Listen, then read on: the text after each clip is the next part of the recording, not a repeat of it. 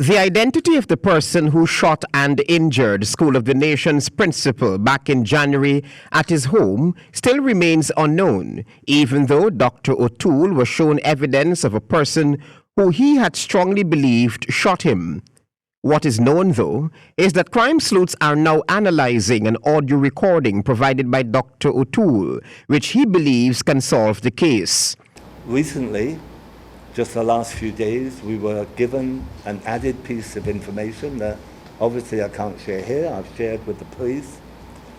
And it's actually of a very clear message that came only a few days ago from a person of interest who, and we have the recording, I've given it to police, I've given it to the American Embassy, that is gloating about the killing, saying, isn't it amazing that when he shot the man, he did the fortnight dance, then he said, how wicked is that?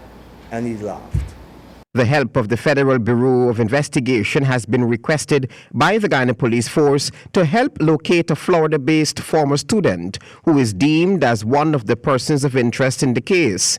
That former student had allegedly posed with a handgun and other explosives on social media and issued threats to blow up School of the Nations. Hours after that Facebook post, O'Toole said he was shot. So one of my hopes out of this is that the American Embassy will appreciate a responsibility. I wonder if that threat had been made against the American school here or to an American school anywhere in the world, if they would wait 14 weeks before the embassy and the FBI would say this is what we've done. So there's no doubt that for our part that's been a source of tremendous frustration. Recounting the face-to-face shooting ordeal, Dr. O'Toole said when the gunman confronted him, he thought it was a prank.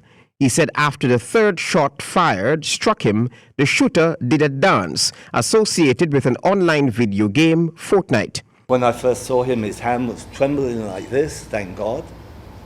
And he looked more frightened than I was. I thought it was a child having a prank because he looked so young and so frightened. Then he shot. The first shot I thought was a blank, and I thought this is a serious prank.